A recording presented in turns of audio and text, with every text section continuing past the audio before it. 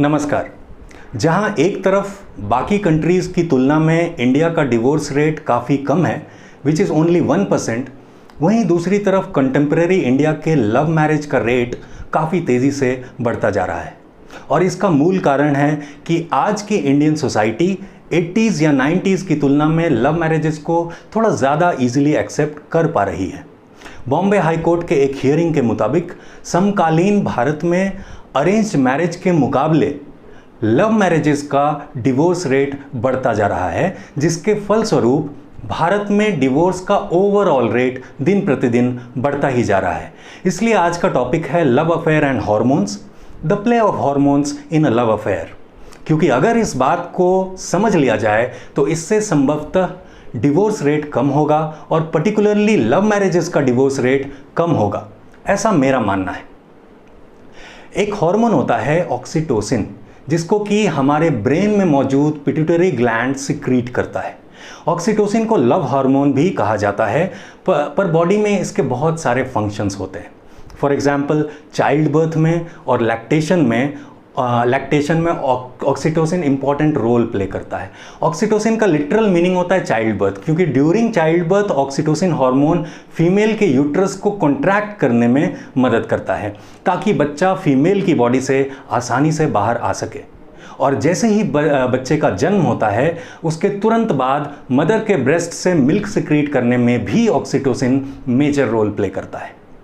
बच्चे का जन्म जब हो जाता है तो नेचुरली माँ का बच्चे के साथ एक नेचुरल अटैचमेंट, एक बॉन्डिंग डेवलप होती है because of oxytocin in the blood. माँ बनने की जो फीलिंग होती है या माँ होने की जो फीलिंग होती है ना, जिसको केवल माँ ही समझ सकती है, that is because of this hormone called oxytocin. अब सवाल ये उठता है कि क्या मेल्स की बॉडी में भी ऑक्सीटोसिन सिक्रीट होता है? इसका जवाब है हाँ, पुरुषों की बॉडी में भी ऑक्सीटोसिन हार्मोन सिक्रीट होता है, लेकिन पुरुषों के पास ना तो यूट्रस है और ना ही ब्रेस्ट। फिर ऑक्सीटोसिन क्या कर रहा है मेल्स की बॉडी में? Oxytocin is actually love hormone, it's a cuddle hormone, a bonding hormone. जब एक ह्यूमन बीइंग दूसरे ह्यूमन बीइंग को कॉन्शियसली टच करता है तो दोनों की बॉडी में ऑक्सीटोसिन रिलीज होता है। And if you touch and hug and kiss again and again तो ऑक्सीटोसिन का लेवल बढ़ता जाता है। And specially during orgasm there is a huge surge of oxytocin in the brain. Oxytocin का इसका एक्शन हमारे नर्वस सिस्टम और neurons पे होता है, जिसकी वजह से दो ह्यूमन बीइंग्स के बीच इमोशनल बॉन्डिंग बिल्डअप होती है। इसलिए ऑक्सीटोसिन को बॉन्डिंग हार्मोन कहते हैं। एक इम्पॉर्टेंट बात, यूजुअली फीमेल्स की बॉडी में ऑक्सीटोसिन का सिक्रीशन ज़्यादा होता है, जिससे महिलाओं का पुरुषों के साथ जो बॉन्ड होता है वो अक्सर काफ़ी स्ट्रॉन्ग होता है।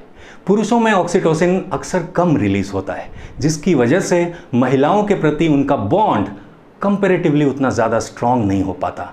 And that is why males tend to drift easily, right?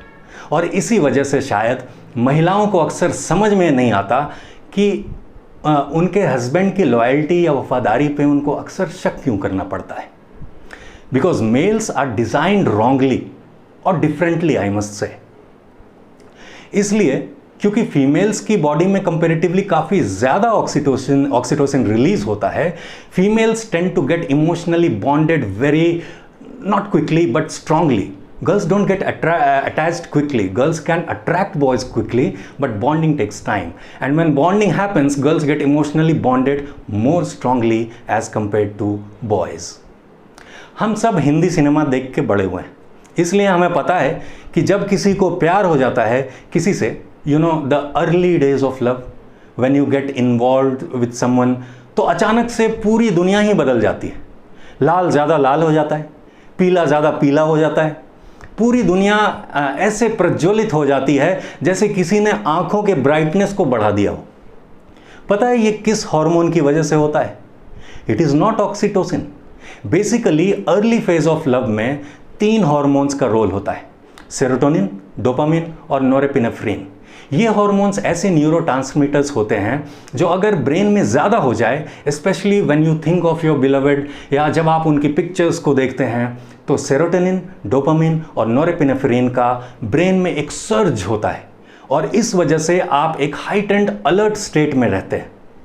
मज़ेदार बात यह है कि ये तीनों हार्मोन्स आपके ब्रेन के उन एरियाज को सप्रेस करते हैं जिसका यूज़ एनालिसिस में होता है या रीजनिंग या लॉजिक में होता है, और यही वाले हार्मोन्स आपके ब्रेन के इमोशनल वाले एरिया को एनहांस कर देते हैं।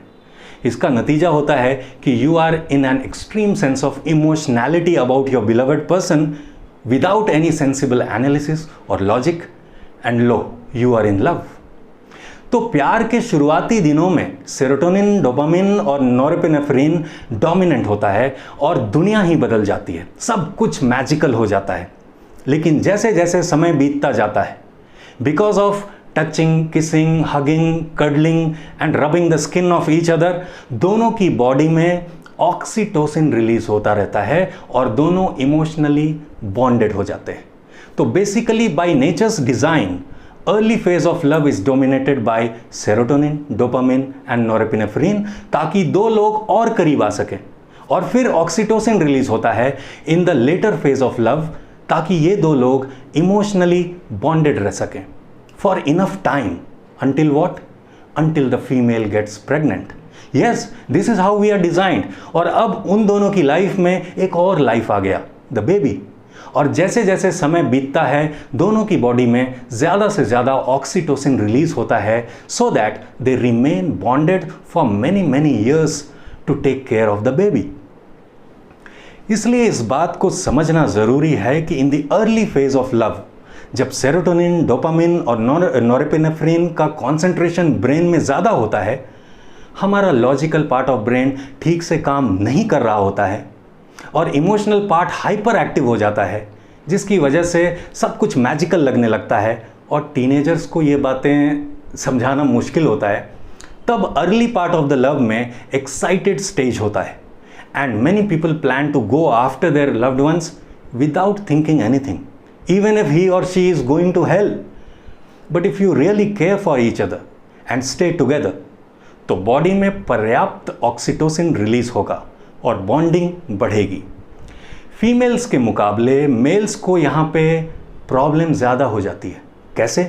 क्योंकि मेल्स की बॉडी में ऑक्सीटोसिन कम रिलीज होता है, तो अक्सर कोई मेल जब किसी फीमेल के साथ बॉन्डेड हो जाता है, तो बिकॉज ऑफ लेस ऑक्सीटोसिन उसको पहले वाला मैजिकल पार्ट जो था ना, सेरोटोनिन, डोपामिन और नॉरपेनेफ्रिन वाला, वो याद आने लगता है और वो फिर प्यार के उस अर्ली फेज को फिर से एक्सपीरियंस करने के लिए आतुर होने लगता है। Because some males are addicted to that early phase and they want to experience it again. नतीजा, पत्नी के साथ लॉयल्टी में कमी, extra marital affair and so on and so forth and finally divorce.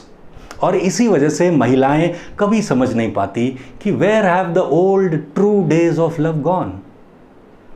मैं ये नहीं कह रहा कि हर डिवोर्स का एक ही रीज़न होता है, पर जब आप सूक्ष्म तौर पे देखेंगे तो हस्बैंड अपनी वाइफ से बहुत प्यार करता है, वो उसको हर्ट नहीं करना चाहता, क्योंकि ऑक्सीटोसिन की वजह से बॉन्डिंग अभी भी है, but he wants to have multiple affairs just because he is addicted to the early part of love. Some people like to repeat it again and again. So now let's come to the conclusion. आखिर nature ने ऐसा क्यों plan किया है कि कुछ time बाद excited state वाले उन तीनों न्यूरोट्रांसमीटर हार्मोन्स का लेवल बॉडी में नीचे आ जाता है? क्योंकि अर्ली लव में जब सेरोटोनिन, डोपामिन और नॉरपेनेफ्रिन हाई होता है, तो हम अपने रिलेशनशिप पे ज़्यादा फोकस करते हैं, और इन हार्मोन्स की वजह से इतना ज़्यादा हम अपने रिलेशनशिप पे फोकस करने लगते हैं, अपने बिलवड पे फोकस करने लगते हैं कि लाइफ में कई सारे इंपॉर्टेंट काम हम करना या तो बंद ही कर देते हैं या फिर डिसरप्टेड वे में करने लग जाते हैं। फॉर एग्जाम्पल, किसी टीनेजर को जब नया नया प्यार होता है तो उसका ध्यान अक्सर पढ़ाई से हटने लगता है, स्कूल या कॉलेज में उसकी परफॉर्मेंस खराब होने लगती है, और एक्चुअली कोई अपनी लाइफ को ऐसे ही कंटिन्यू करेगा तो अपनी पूरी ज़िंदगी ही बर्बाद कर देगा। इसलिए नेचर ने ऐसा प्लान किया है कि आपको अर्ली डेज ऑफ लव के मैजिकल मोमेंट्स में कम टाइम के लिए रखे, जो कि यूजुअली 6 महीने से 2 साल तक का समय होता है, depending on the couple. And then that spell of 6 months to 2 years breaks and oxytocin comes to hold you together. जब ऑक्सीटोसिन हाई होता है तो आदमी अपने काम पे ध्यान दे सकता है, एक लॉजिकल लाइफ लीड कर सकता है, और औरत घर पे बच्चे का ध्यान रख सकती है और लाइफ टाइम की बॉन्डिंग बरकरार रह सकती है। पर ज़्यादातर कपल्स की लाइफ में ऐसा 1 या 2 बार ही होता है। बट टेक्निकली स्पीकिंग 10% कपल्स में ऐसा होता है कि they repeatedly fall in love with each other. उनको बार बार एक दूसरे से प्यार होता है।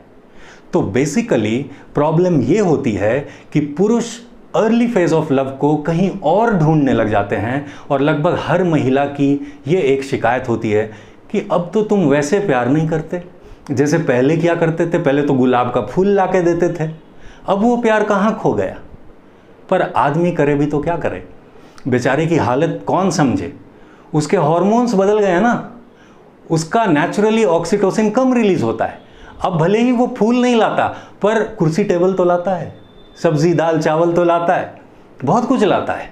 So women often long for those days and men actually go for it, क्योंकि ऑक्सीटोसिन कम है ना।